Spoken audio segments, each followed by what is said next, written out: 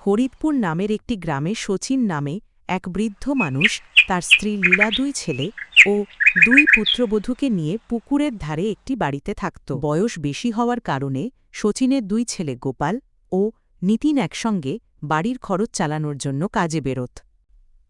একদিন যখন শচীন ও তার স্ত্রী লীলা দুজনে মিলে কথা বলছিলেন, তখন শচীন তার স্ত্রী লীলাকে বললেন, আরে ভাগ্যবান, আজ গোপাল আর নিতিন কাজের জন্য এত তাড়াতাড়ি বেরিয়ে গেল, কোথাও কি দেখা যাচ্ছে না? হ্যাঁ জি, ওরা দুজনই আজ কাজে তাড়াতাড়ি চলে গেছে। আচ্ছা আচ্ছা, তাহলে বলো তো ভাগ্যবান, আমাদের দুই পুত্রবধূ শিলা আর গঙ্গা কোথায়? আজ তো ওরা দুজনই আমাদের চা পর্যন্ত দেয়নি। জানি না জি, আমার বড় পুত্রবধূ শিলা তো সবসময় কাজকর্ম করে, কিন্তু আপনার আদরের ছোট পুত্রবধূ, নাম যদিও তার গঙ্গা, কিন্তু ভেতরে সে ততটাই ময়লাটে। লীলা নিজের ছোট পুত্রবধূ গঙ্গাকে একেবারেই পছন্দ করত না। সে শুধু নিজের বড় পুত্রবধূ শিলাকেই ভালোবাসত। আরে ভাগ্যবান, তুমি এমন কথা বলো না, সেও তো আমাদের ছোট পুত্রবধূ। তাই আমাদের দুই পুত্রবধূকেই সমান চোখে দেখা উচিত। না না জি, আমার বড় বুই খুব ভালো, সে আমার সব কথা মেনে চলে, আর ছোট বুটা তো একেবারেই নালায়েক। লীলার বড় বউ খুব ধনী পরিবারের মেয়ে ছিল, আর ছোট বউ গঙ্গা ছিল খুব গরিব পরিবারের মেয়ে। শিলা ধনী পরিবারের হওয়ার কারণে লীলা তাকে খুব পছন্দ করত, কিন্তু গঙ্গা গরিব পরিবারের হওয়ার কারণে লীলা তাকে একেবারেই পছন্দ করত না। ভাগ্যবান, এমন কথা বলা উচিত নয়।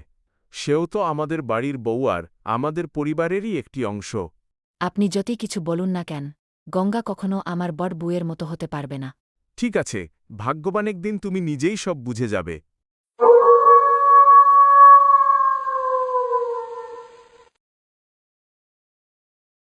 রাতের সময় শচীন তার দুই ছেলে গোপাল আর নিতিনের সঙ্গে বসেছিল। শচীন তার দুই ছেলেকে বললেন, নিতিন, গোপাল, তোমাদের দুজনের কাজকর্ম কেমন চলছে? আজকাল তো সকাল সকালই কাজে বেরিয়ে যাচ্ছ। বাবা, কাজকর্ম তো ভালোই চলছে। এখন দায়িত্ব বেড়ে গেছে, তাই সকাল সকালই কাজে বেরোতে হয়। হ্যাঁ বাবা, আমরা যখন ছোট ছিলাম তখন আপনি আমাদের সব দায়িত্ব সামলাতেন, কিন্তু এখন আমরা দুই ভাই আপনাকে আর পুরো বাড়ির দায়িত্ব নিজেদের কাঁধে তুলে নিয়েছি। দায়িত্ব তো তোমরাই নেবে। হ্যাঁ বাচ্চারা, কথাটা ঠিকই। এখন তোমাদের দুজনের দায়িত্ব বেড়ে গেছে। আমার আর তোমাদের মায়ের পাশাপাশি তোমাদের দুজনের স্ত্রীও রয়েছে। এখন পুরো দায়িত্বই তোমাদের দুজনের উপর। আমিও তো এখন বুড়ো হয়ে গেছি। হ্যাঁ বাবা, এখন আপনি চিন্তা করবেন না। আমরা যতটা পারি ততটাই পরিশ্রম করব, আর আমাদের দায়িত্ব মন থেকে পালন করব। এইভাবে যখন তিনজন বাবা ছেলে কথা বলছিল, তখনই লীলা তাদের কাছে এসে হাসতে হাসতে বলল, আরে বাহ, আজ তিনজন বাবা ছেলে এত কি নিয়ে কথা বলছে, আমাকেও তো একটু বলো। আরে না, মাতেমন কোনো বিশেষ কথা নয়। আজকাল আমি আর দাদা তো সকাল সকাল কাজে বেরিয়ে যাই, তাই বাবার সঙ্গে ঠিক করে দেখার সাক্ষাৎই হয় না। হ্যাঁ ভাগ্যবানতাই নিজের দুই ছেলের সঙ্গে একটু কথা বলছিলাম। ওদের সঙ্গে কথা বললে আমার মনটা খুব শান্ত হয়ে যায়। হ্যাঁ হ্যাঁ বাচ্চারা, মাঝে মাঝে এভাবে বসে কথা বললে মন হালকা হয়ে যায়। আমি তোমাদের সবাইকে খেতে ডাকতে এসেছি, চলো, খাবার তৈরি হয়ে গেছে। এই কথা বলার পর সবাই খাবার খেতে চলে গেল।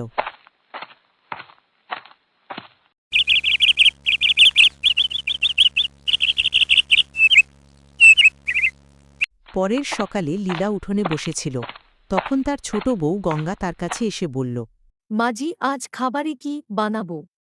আমার কি জানা আছে তুই খাবারে কি বানাবি? যা বানাতে ইচ্ছা করে বানিয়ে নে, শুধু ভালো লাগা চাই। আর আমার বড় বউ কোথায়? বেচারি সারাদিন কাজকর্ম করে। যা, ওর কাছে গিয়ে এক কাপ চা দিয়ে আয়। তুই তো তেমন কাজকর্ম করিস না, এখন যা, ওকে চা দিয়ে আজ। গঙ্গা শিলার জন্য চা বানাতে চলে গেল।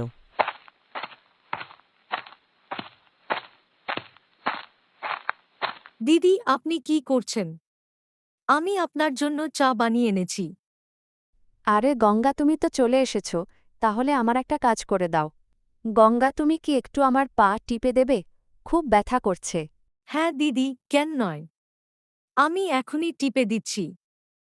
লীলার বড় বউ শিলা খুবই চালাক ছিল।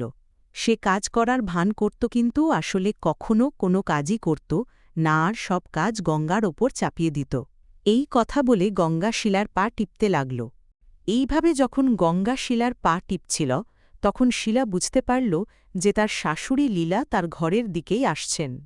সঙ্গে সঙ্গে সে গঙ্গাকে বলল, আরে গঙ্গা তুমি তো আমার পা খুব ভালোই টিপছ। একটা কাজ করো, তুমি আমার জায়গায় এসে বসো, আমি তোমার পা টিপে দিচ্ছি। না না দিদি, আপনি আমার থেকে বড়। আপনি যদি আমার পা টিপেন তাহলে আমার ভালো লাগবে না। আপনি বসে থাকুন। আরে গঙ্গায়তে কোনো কথা নেই, আমি টিপে দিচ্ছি। এই কথা বলে শিলা গঙ্গার পা টিপছে এমন ভান করছিল। ঠিক তখনই ঘরে শাশুড়ি লীলা এসে পড়লেন। লীলা এসে দেখলেন শিলা গঙ্গার পা টিপছে। আমি ওর পা টিপিনি, কিন্তু গঙ্গা আমাকে হুমকি দিয়েছিল, তাই আমি ওর পা টিপছিলাম। শিলার এই কথা শুনে গঙ্গার চোখে জল এসে গেল, আর লীলাও গঙ্গাকে অনেক কথা শোনালেন। গঙ্গা শিলার ঘর থেকে বেরিয়ে এসে উঠোনে মন খারাপ করে বসে পড়ল। ঠিক তখনই তার শ্বশুর শচীন সেখানে এসে উঠোনে বসে গঙ্গাকে বললেন, আরে গঙ্গা বউ, কি হয়েছে? তুমি কেন মন খারাপ করে বসে আছো? না না বাবাজি, আমার কিছু হয়নি। আমি এমনিই বসেছিলাম। আপনি বসুন। আমার রান্নাঘরে একটু কাজ আছে। এই কথা বলে গঙ্গা রান্নাঘরে চলে গেল। কিছুক্ষণ পরে শচীনের স্ত্রী লীলা শচীনের কাছে এসে গঙ্গার সম্পর্কে খারাপ কথা বলতে লাগল। ঠিক সেই সময় শিলাও তার শাশুড়ি আর শ্বশুরের সামনে কাজ করার ভান করতে করতে রান্নাঘরে চলে গেল। আরে গঙ্গা, আজ তুমি কি রান্না বানিয়েছ? আর সোনমাজি তোমাকে ডাকছেন, একটু গিয়ে দেখা করো। হ্যাঁ দিদি, আমি এখনই যাচ্ছি। শিলা চালাকিতে গঙ্গাকে রান্নাঘর থেকে বের করে দিলার গঙ্গা যে খাবার রান্না করেছিল তাতে খুব বেশি লবণ দিয়ে দিল। তখনই শিলা নিজের মনে বলল, এখন বলব তোর বানানো খাবার কেমন, খাবারের প্রশংসা কে করে? তুই তো খুবই ভোলাভালা হয়ে গেছিস না?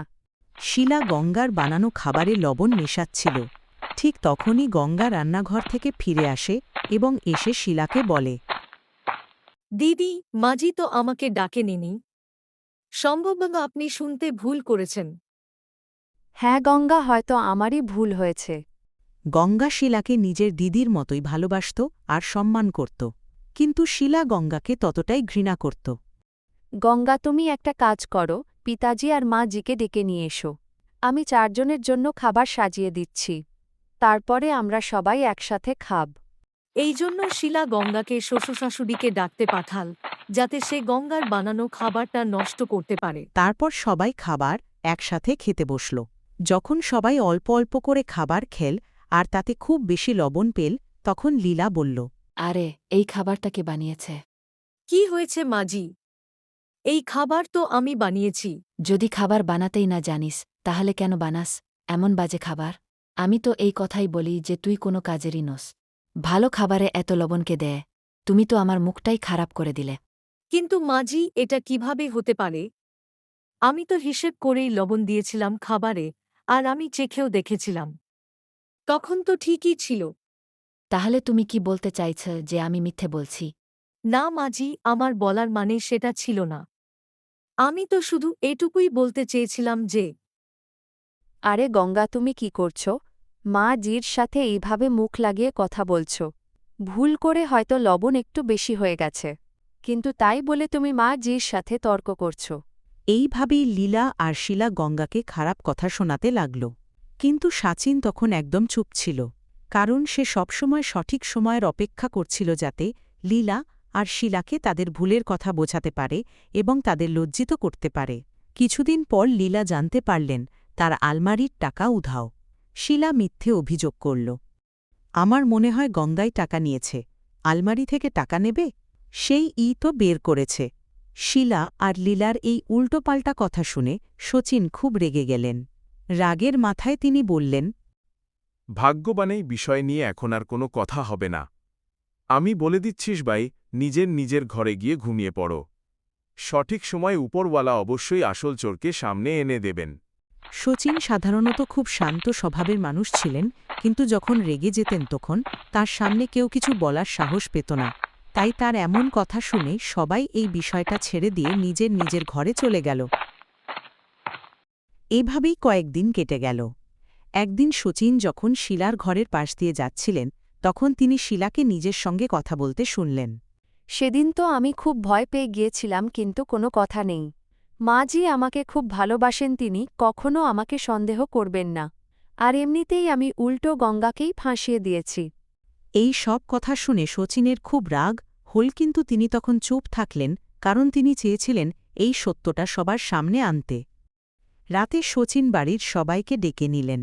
তিনি নিজে হাত বেঁধে চিন্তায় বসেছিলেন। বাবা, কি হয়েছে? আপনি আমাদের সবাইকে এভাবে একসঙ্গে কেন ডেকেছেন? হ্যাঁ বাবা, একটা খুব বড় কথা আছে। কয়েকদিন আগে তোমাদের মায়ের আলমারি থেকে যে টাকা গায়েব হয়েছিল তার আসল দোষীকে পাওয়া গেছে। আসল দোষী এই বাড়ির মধ্যেই আছে।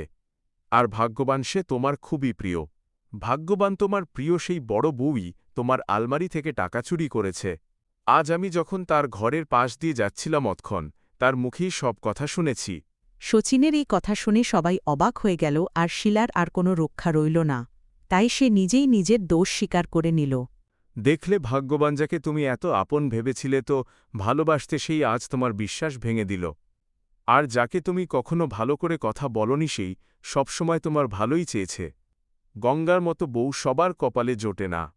আমি তো তোমাকে বলেছিলাম সঠিক সময়ে সব বুঝতে পারবে, আর আজ সেই সময় এসেই গেল।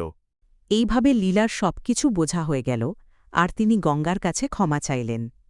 শিলাও নিজের দোষ মেনে নিয়ে গঙ্গার কাছে ক্ষমা চাইল। সেই দিনের পর থেকে লীলা দুই বউকেই সমান চোখে দেখতে লাগলেন, আর শচীনের পুরো পরিবার সুখে শান্তিতে বসবাস করতে লাগল।